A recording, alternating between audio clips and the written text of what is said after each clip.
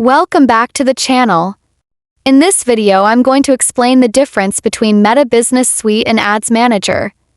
Both are official tools from Meta, but they serve different purposes. First, let's cover Business Suite.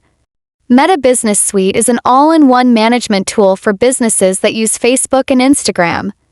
It was created to make it easier for page owners, content creators, and marketers to handle their daily work in one place.